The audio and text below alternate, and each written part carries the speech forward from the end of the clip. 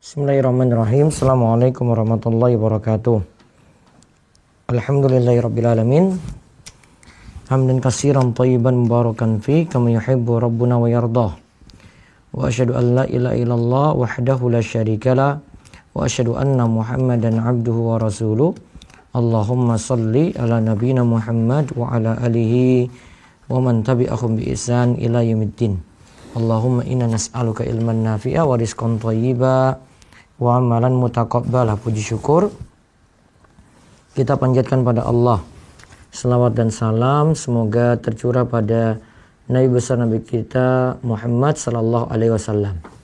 Pemirsa sekalian, di kesempatan malam ini kita kembali melanjutkan pembahasan kita dari kitab Bulughul Maram karya Imam Ibnu Hajar Al-Asqalani, di mana kita akan melihat kembali pembahasan kitab tolak dari bagian kitab nikah dari Bulughul Maram ini.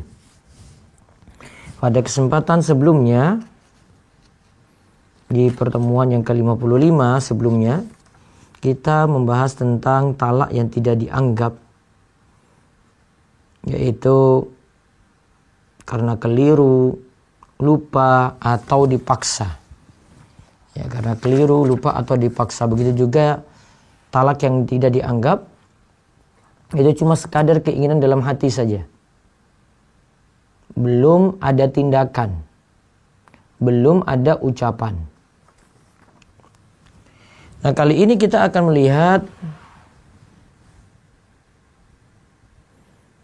tentang perihal seorang suami mengatakan istrinya itu tidak halal untuknya.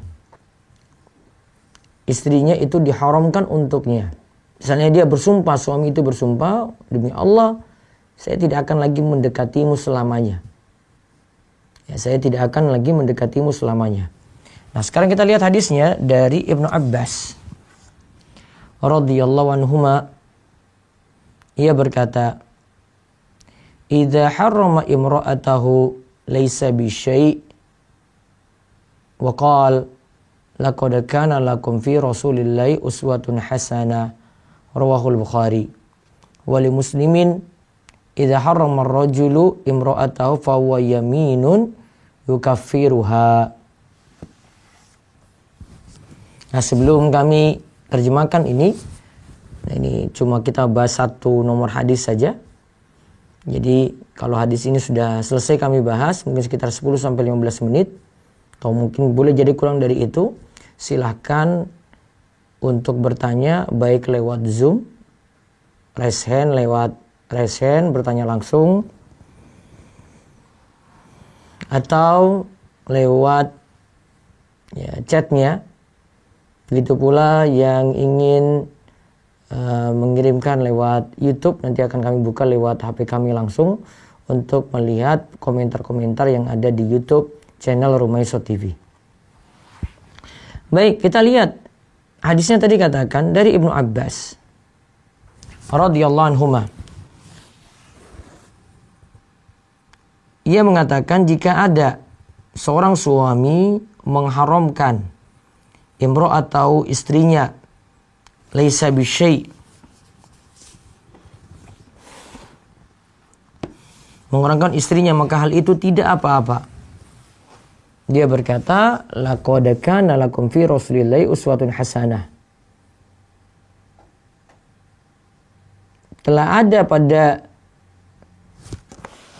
Sesungguhnya telah ada pada diri Rasulullah SAW suri tauladan yang baik untuk kalian. Telah ada pada diri Rasulullah SAW suri tauladan yang baik untuk kalian. Ini adalah Quran Surat Al-Ahzab ayat ke-21. Dalam riwayat Muslim disebutkan, idza harrama ar-rajul imra'atahu fa huwa yaminun yukaffiruha. Apabila seorang itu mengharamkan istrinya, maka itu berarti bersumpah yang harus dibayar dengan menunaikan kafarat.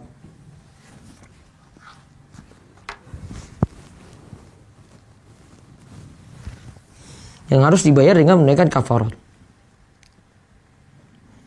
Nah, sekarang kita lihat hadis ini dari sisi takhrij. Hadis ini riwayat Bukhari. Disebutkan dalam kitab Tolak, bab 5 tuharimu ma halallahu lak.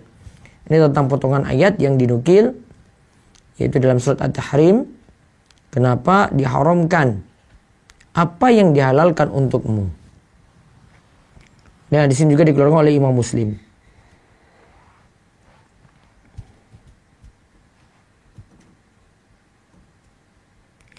Lafaz yang pertama itu lafaz Bukhari yang tadi disebutkan dari Ibnu Abbas radhiyallahu anhuma, bahwasanya jika seorang itu mengharamkan pada istrinya laisa bisyai, tidak ada apa-apa, maka itu benar karena dalam diri Rasulullah SAW terdapat suri teladan yang baik. Faedah yang bisa kita ambil dari hadis ini, pertama, hadis ini jadi dalil bahwa seseorang jika mengharamkan pada istrinya, misalnya dia mengatakan pada istrinya, anti alayya haramun, engkau tidak lagi halal untukku, au muharramatun, atau engkau itu diharamkan untukku, dan semisalnya. Ingat, seperti ini tidak disebut talak. Namun di situ ada kafarat sumpah. Kafarat sumpah itu apa? Yaitu 1, memberi makan kepada 10 orang miskin, atau memberi pakaian kepada 10 orang miskin, atau membebaskan 1 orang budak.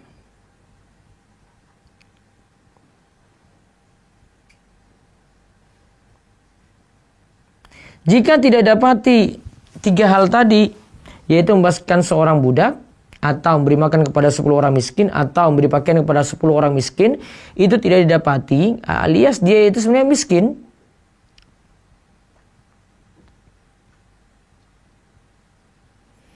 maka dia boleh berpuasa ya untuk menggantikan yang tadi itu.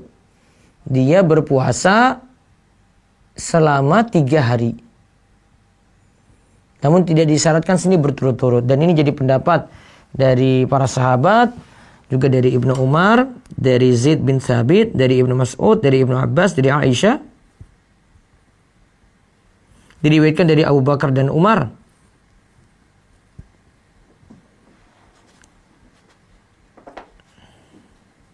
Yang kesimpulannya di sini kita katakan yang sudah bersumpah bahwasanya istrinya itu haram untuknya, hendaklah dia bayar kafarat. Dengan cara, ingat 2 cara kalau bayar kafarat. Ini termasuk juga kalau bayar nazar. Bebaskan 1 orang budak, atau beri pakaian pada 10 orang miskin, atau beri makanan pada 10 orang miskin. Pakaian atau makanan boleh. Dipilih di situ ya.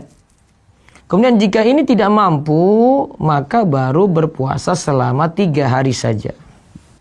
Nah, tadi disebut pada diri Rasul itu terdapat suri teladan yang baik.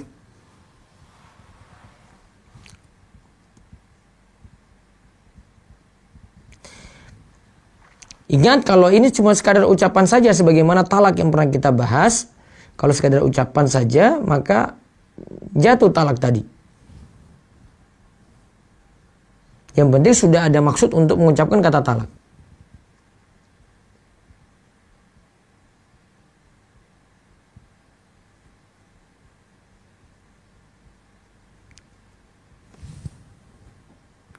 Nah, tentang surat yang tadi dibawakan, surat At-Tahrim ya.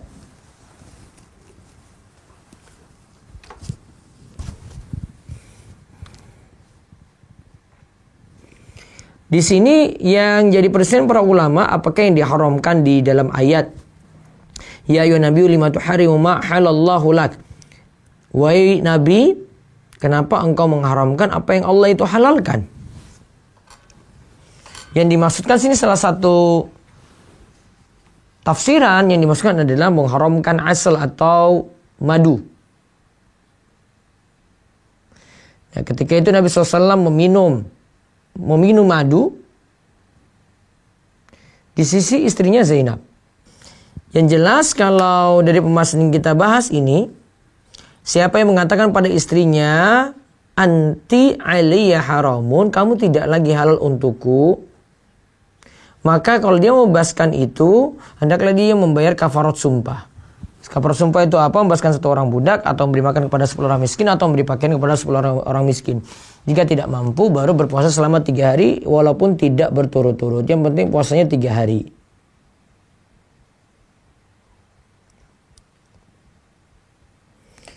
Wallahu a'lam bishawab, itu yang bisa kita bahas untuk kesempatan malam hari ini. Jadi kesimpulannya tentang seorang suami mengatakan pada istrinya kamu tidak halal untukku, itu di masa jahiliyah dilakukan, tetapi kalau dalam mazhab Islam ada yang sudah terlanjur mengucapkan, maka dia tunaikan kafarat sumpah. Jika itu memang untuk tujuan kafarat, jika itu tujuan sumpah. Baik, itu kami cukupkan. Bisa setelah itu untuk tanya jawab bebas lewat Zoom maupun lewat chat maupun lewat YouTube. Monggo. Saya panggilkan Ibu Ice Darmayanti. Silahkan buka mic-nya. Ya. Assalamualaikum Ustaz. Assalamualaikum warahmatullahi wabarakatuh. Kalau sholat Isya itu lebih baik diakhirkan, itu bagaimana ya Ustaz ya? Betul apa tidak seperti itu? Boleh diakhirkan, tapi lebih bagus di awal waktu. Diakhirkan ketika menyulitkan jamaah. Jadi ini berlaku untuk sholat jamaah saja. Namun kalau mengakhirkannya boleh. Yang penting sampai sebelum pertengahan malam. Kalau Bapak. Baik. Afwan. Bisa seterusnya lagi? Ya. Saya panggilkan Bapak Arya Suryanata. Assalamualaikum Ustaz. Waalaikumsalam warahmatullahi wabarakatuh. Afwan Ustaz, Ana mau tanya nih, kebetulan kan keluarga Ana ada yang meninggal dunia kemarin. Ya. Nah, dari Ustaz di tempat Ana, tempat tinggal Ana itu menyarankan untuk mengqadha sholat si mayitnya gitu Ustaz. Tidak perlu, tidak benar, tidak ada ajaran. Jadi tidak benar ya. Kalau mengkodok yang sudah meninggal dunia untuk sholat tidak, tapi kalau untuk puasa ada. Oh gitu. Afwan, satu lagi Ustaz. Ya. Kebetulan kalau ketika ada orang meninggal setelah sholat maghrib itu pasti ada sholat sunnah yang dihadiahkan buat si mayitnya, ke apa yang namanya, sholat sunnatul apa gitu Ustaz. Saya kurang paham. Jadi ketika habis sholat maghrib selesai itu pada berdiri lagi untuk melakukan sholat sunnah tersebut. Hukumnya apa itu? Sholat sunnah setelah apa tadi? Setelah sholat maghrib. Ba'diyah berarti? Bukan. Ini dikhususkan buat si mayitnya yang baru meninggal tadi. Sholatnya bagaimana? Ada ruku? Ada ruku, 2 rakaat. Niatannya apa itu? Niatnya untuk menghadiahkan pahala buat si mayitnya. Dilakukan di kubur? Enggak, di masjid setelah sholat maghrib itu. Jadi berjamaah gitu Ustaz. Tujuannya untuk mengqadha sholat mayit? Nah Ustaz. Tidak perlu, tidak ada tuntunan. Ya udah.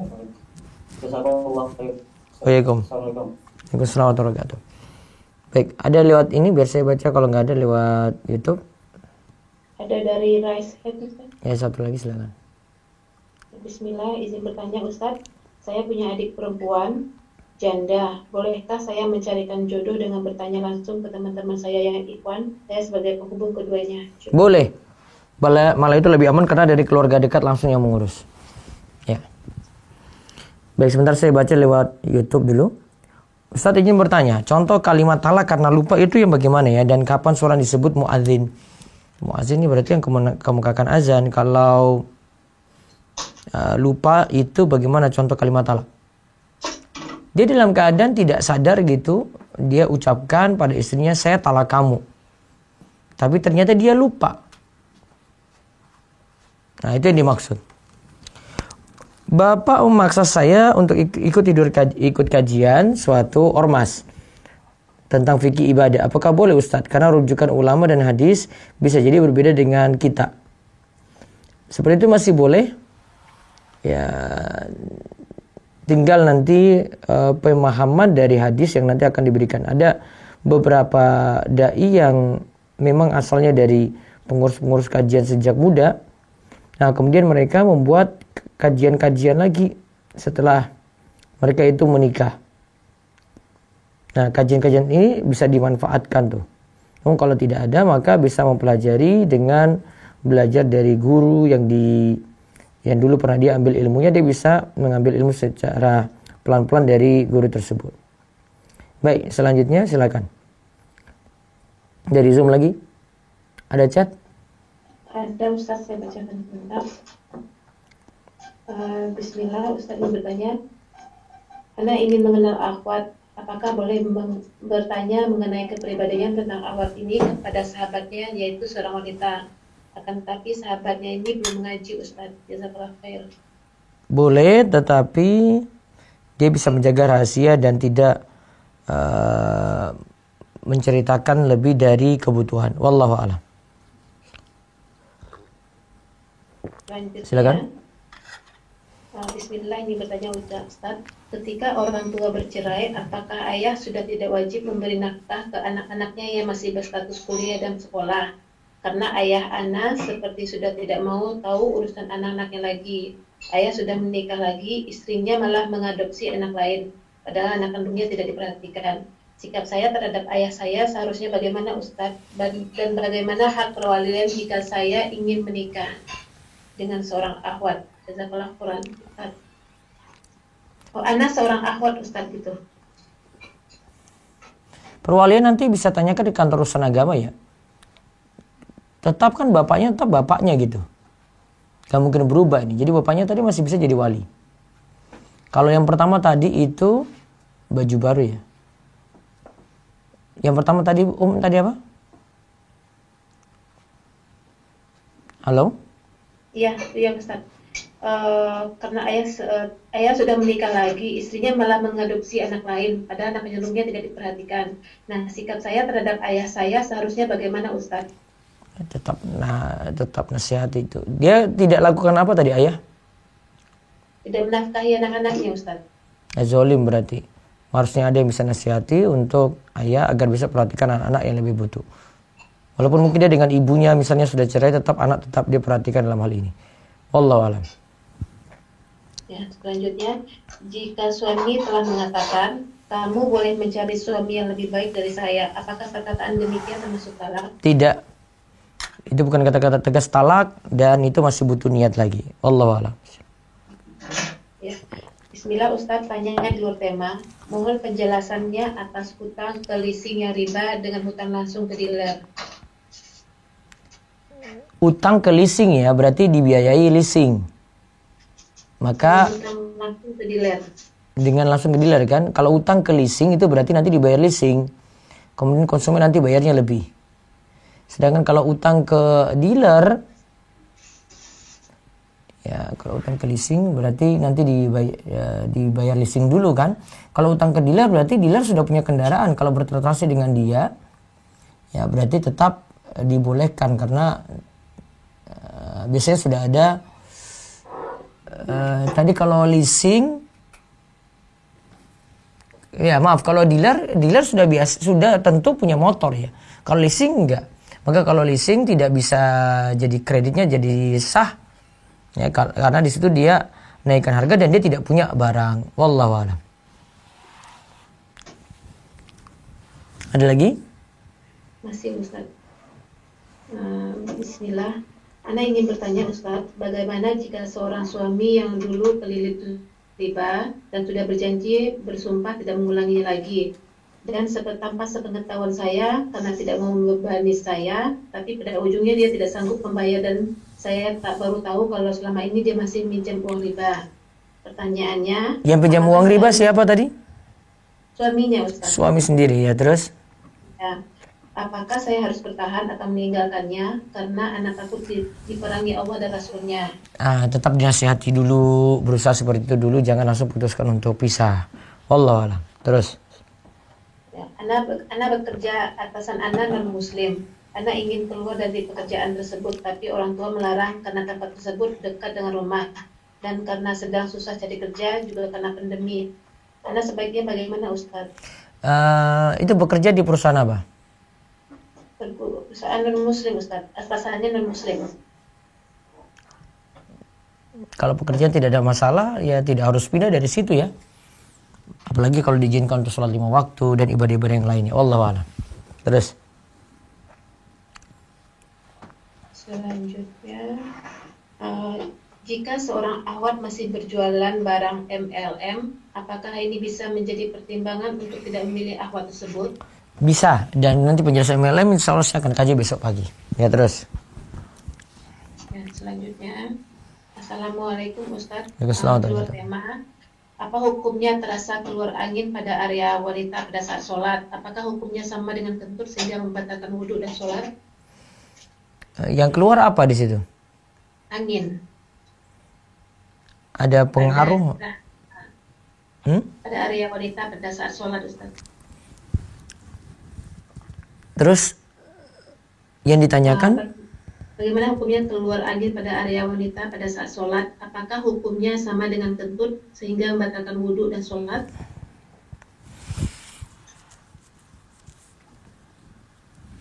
Yang dia lakukan apa tadi? Keluar angin, Ustadz, dari area wanitanya pada saat sholat. Pakai kaidah segala sesuatu yang keluar dari dua jalan, mau dengan cara apapun itu tetap batal wudunya gitu ya. Jadi dia baiknya ulangi wudu. Ya terus. Assalamualaikum Ustadz, ingin bertanya, apakah boleh salat sunnah setelah sholat wajib itu dilakukannya ketika saya sedang bekerja karena ada yang lebih penting, Ustadz, sehingga baru bisa sholat sunnah? Boleh juga seperti itu. Yang penting masih ada waktu ya. Misalnya ini ibadah isya nih. Belum sholat qobliyah, nanti habis kajian dulu baru melaksanakan sholat ba'diyah ya, maaf bukan qobliyah, ba'diyah, maka tidak ada masalah. Wallahu a'lam. Terus. Selanjutnya, Ustadz, apakah kalau mengirimkan Al-Fatihah untuk orang tua yang sudah meninggal ada tuntunannya? Tidak. Walaysa lil-insani illa ma sa'a. Manusia cuma mendapatkan apa yang dia usahakan saja. Yang tidak dia usahakan dia tidak mendapatkan manfaat. Wallahu a'lam. Selanjutnya Ustadz mau bertanya, bagaimana cara agar hati saya tenang? Saya dan suami dibenci saudara ipar. Tanpa kami tahu apa salah kami. Padahal saya dan suami tidak ingin ada situasi seperti ini. Apa yang harus saya lakukan, Ustadz? Mohon sarannya. Masalahnya karena apa itu? Tidak disebutkan masalahnya, Ustadz. Cuman iparnya benci pada suami istri ini. Ya bisa ngalah atau mengikuti apa kata dia selama tidak melanggar syariat. Wallahu a'lam. Terus. Selanjutnya, Ustadz, ada pertanyaan aneh. Apa hukum pranknya, Ustadz? Karena prank itu tergantung isinya, ada yang menyakiti, ada yang tidak menyakiti. Apa hukumnya, Ustadz? Kalau video prank yang kerjain, ngusilin, bohongin orang, itu dosa. Ya, maka nanti prank itu tujuannya untuk apa dulu? Kalau tujuannya untuk nipu orang, ganggu orang, kagetin orang, maka itu jadi dosa. Karena muslim tidak senang dengan cara seperti ini. Walaupun dengan alasan dakwah. Wallahu a'lam. Selanjutnya, Bismillah, Ustadz, Ana bekerja di Basnas, pengumpulan zakat PNS. Apakah boleh saya tetap bekerja di sana? Prosedurnya yang ada aja saya boleh dirinci ya. Apa saja yang dianggap masalah di situ, nanti jadi masukan juga kepada lembaga tadi. Ya, terus. Assalamualaikum Ustadz. Waalaikumsalam. Saya ingin bertanya, siapakah yang wajib menanggung nafkah janda cerai hidup dengan 3 anak tinggal dengan janda dan mantan suami juga tidak menafkahi anak-anaknya? Berarti keluarga si perempuan yang nanti nafkahi anak-anak putranya. Ada orang tuanya atau ada kakaknya ya, atau ada pamannya, mereka yang nanti membantu untuk membiayai. Wallahu a'lam. Selanjutnya, Ustadz, suami sudah mentalak dengan sadar. Ya. Kata dia, tapi dia sedang marah. apakah sudah jatuh talak? Kalau dia Nanti dengan suaminya sadar menolak walaupun dapat dengan marah, pengadilan. tetap dikatakan jatuh talak. Baik. Saya panggilkan dari Resen, Ustaz. Ya. Ibu Emi Pujahati. Silakan mic. Assalamualaikum warahmatullahi wabarakatuh. Waalaikumsalam warahmatullahi wabarakatuh. Iya, silakan. Saya mau bertanya Ustaz, misalnya saya ini kan punya Instagram, kemudian saya membuat Sejenis apa? apa kayak jasa, misalnya ada baju misalnya merek A, kemudian ada orang yang udah nggak pakai lagi, kemudian dia mau titip jual ke saya. Apa Ustaz? Ya. Saya panggilkan Ibu Anissa dulu. Ya. Silakan Bu Anissa. Ustaz, Assalamualaikum Ustaz. Waalaikumsalam warahmatullahi wabarakatuh. Gini, saya mau tanya buat saudara saya, Ustadz. Saudara saya itu laki-laki. Ya. Dulu dia itu menikah, saudara saya itu pegawai negeri ya, Ustadz. Kemudian pernikahan pertama itu istrinya itu pergi dari rumah, keluar dari rumah gitu. Kemudian saudara saya menikah lagi, jadi tapi status pernikahan yang pertama itu belum ada perceraian gitu, tapi saudara saya menikah lagi dengan istri yang kedua. Karena status pegawai negeri itu kan tidak boleh poligami. Ya. Sedangkan pertama itu tidak mau dicerai, tapi dia keluar dari rumah dengan alasan ya karena status pegawai negerinya itu, walau alam dia nyari pensiunannya, kemudian kan masih ada jatah bulanan kayak gitu. Ya. Itu gimana maksudnya saya berdosa apa enggak kalau enggak bilang, maksudnya dalam poligami itu kan harus adil antara istri pertama dengan istri kedua gitu. Ya. Gimana tanya menasehati gitu biar supaya adil, sedangkan istri pertama itu kan yang pertama keluar dari rumah tapi dia itu tidak mau dicerai gitu, Ustaz. Sedangkan dari pegawai negeri itu tidak boleh poligami gitu, Ustaz. Jadi dia ingin nikah lagi ya?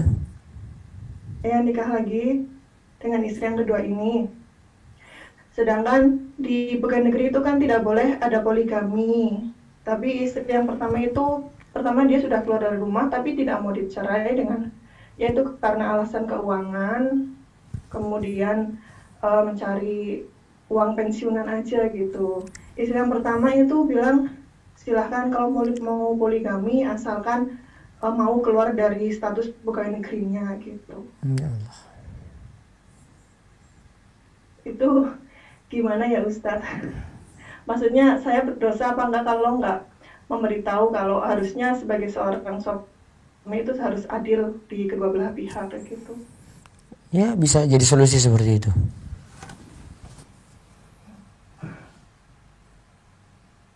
Tapi yang istri-istri yang kedua ini kurang imannya itu agak kurang kuat gitu. Jadi mungkin nantinya agak kurang menerima. Sudah nikah apa belum? Nikahnya nikah siri Ustaz, nikah agama. Ya, yang jelas nanti yang susah itu pada si perempuan istri kedua ya. Agak berat di dia itu. Wallahu alam. Iya. Mungkin sebagai bentuk keringanan saja dia bisa nikah siri. Tapi saya tetap sarankan tetap nikah resmi. Ya, terus. Kemudian itu dari keluarga anak Ustadz, bapak anak itu kan kerjanya kan capek, pulangnya sore gitu. Yeah. Sedang di lingkungan itu harus bermasyarakat gitu. Sedangkan bapak itu kan kalau malam itu sudah waktunya istirahat. Kemudian di tetangga itu sering ada omongan gitu, harus keluar gitu, apalagi kan kalau seksi keamanan gitu harus keluar bermasyarakat, kumpul-kumpul, ngobrol-ngobrol di pos gitu. Sedangkan ya yang saya lihat itu di lingkungan itu agak kurang bermanfaat obrolannya, apalagi lagi musim rumus nomor gitu, nomor tokel gitu Ustaz. Itu gimana hukumnya kalau lebih baik kita di dalam rumah gitu ya Ustaz, nggak perlu keluar. Kayaknya kalau tidak ikut nanti dapat denda. Mungkin bayar itu aja deh, bayar denda atau bayar orang untuk ganti. Gak masalah untuk itu. Nah, Ustaz. Iya. Jazakallahu khair. Iya, Barakallahu. Baik, satu lagi terakhir. Assalamualaikum warahmatullahi wabarakatuh. Waalaikumsalam warahmatullahi wabarakatuh. Jazakallahu khairin Ustaz. Iya. Semoga berkah Ustaz dan berkah di majelis ini. Amin. Ustaz, Ana mau bertanya. Dulu Ana pernah membeli dengan Shopee. Kemudian penjual itu menyatakan barangnya habis. Iya. Nah, akhirnya saldo kita kan perginya ke Shopee Ustaz. Perginya ke Shopee Pay. Ya, saldo yang duit kita gitu. Oh iya ya, karena uang dikembalikan ya, ditampung di situ ya. Iya. Iya, terus? Nah, cuma Ana kan dulu mendaftar dengan HP yang lama, HP itu kebetulan hilang. Jadi kita nggak bisa pakai, akhirnya dananya mengendap di sana, Ustaz. Itu gimana hukumnya? Ana takut dengan adanya. Ya sudah, karena sudah nggak bisa diambil lagi gitu. Kalau bisa dibuka akunnya lebih bagus, nanti diambil, misalnya beli pulsa, beli bayar listrik, itu kan tidak ada diskon sehingga bisa dimanfaatin. Ya, cuma Ana nggak bisa pakai, Ustaz. Karena dia kalau pakai harus punya kode PIN yang dikirim ke nomor HP terdaftar. Yang HP terdaftar dulu sudah hilang masalahnya, Ustaz. Jadi nomor itu nggak ada lagi gitu. Jadi kode PIN-nya itu Ana nggak dapat gitu, Ustaz. Uangnya nggak bisa dipakai. Ya sudah, direlakan saja. Karena nggak bisa diutak-atik ya. Aturannya berat memang kalau mau ambil seperti itu, kalau memang tidak hafal. Ya. Satu lagi boleh, Ustaz? Ya. Ini Ustaz mau nanya, misalnya ada satu status perkawinan yang mana si suami ini dia udah pernah menyatakan talak 2 kali. Ya. Dan yang sekarang ada masalah lagi suami istri ini. Ya. Nah, si suami istri ini ada masalah, si suami itu pergi dari rumah. Ya. Dan udah diselesaikan secara keluargaan, dan akhirnya diketahui keluarga si suami ini menyetujui untuk pisah. Ya. Tapi si suami ini dia ingin bertahan gitu, Ustaz. Cuma si suami ini karena patuh juga sama orang tua, dia pergi dari rumah dan udah mencari ganti juga gitu, Ustaz. Ganti istri? Iya, dia udah mencari-cari pacar, mencari apa gitu, Ustaz. Ya Allah. Karena udah pisah itu. Nah, tapi pas waktu di persidangan, akhirnya si suami ini minta damai. Ya. Minta damai. Nah, si perempuan ini agak cemas, Ustaz. Karena niatnya itu udah ada langkahnya, udah disetujui orang tuanya gitu. Apa benar dia udah berniat di hati, ini kan talak ketiga, Ustaz. Itu gimana itu posisinya, Ustaz? Sudah diucapkan apa belum? Diucapkan enggak, tapi dia pergi itu udah berniat untuk Belum. mencari ganti gitu, Ustaz. Belum jatuh talak. Berarti masih 2 gitu ya. Iya. Tapi kalau kita tahu bahwa suami itu sering berbohong, gimana itu ya, Ustaz? Suami sering berbohong karena nikah tadi.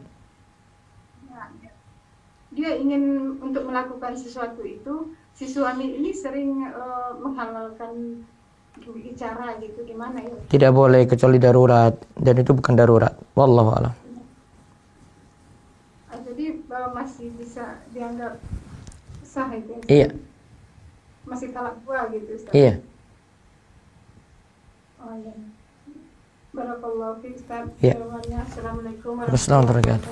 Baik, insyaallah besok malam kita akan lebih panjang lagi. Saya mohon maaf ada keperluan dulu karena keadaan kurang mengenakan. Jadi besok pagi tetap ada dengan pembahasan materi MLM, insyaallah. Kita akan kaji membahas tuntas dari buku Harta Haram Muamalat Kontemporer. Kita cukupkan tetap dengan doa kafaratul majlis. Subhanakallahumma bihamdika asyhadu an la ilaha illa anta astaghfiruka wa atubu ilaik.